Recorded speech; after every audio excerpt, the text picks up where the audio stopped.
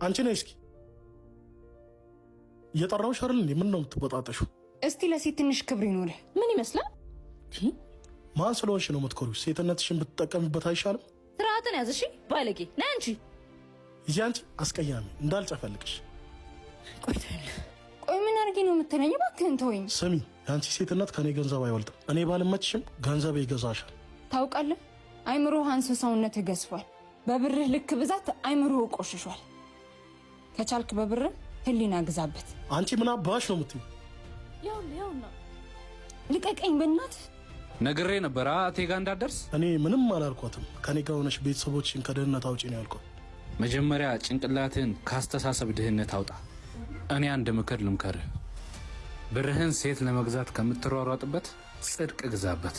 ማለት ለሙታንሳ ማር ቅዱስ ሚካኤል አንድነት ገዳም አባቶች በጣም ተቸግረዋል። ራብና ቸነፈሩ አንገላቷቸዋል።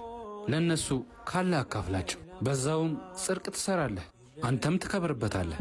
ትንሽ አስብ። ለሙታንሳ ማር ቅዱስ ሚካኤል አንድነት ገዳም መርዳትና ማገዝ ለምትፈልጉ ባዮ ላይ የባንክ አካውንት አስቀምጬላችኋል። እንድረስላቸው።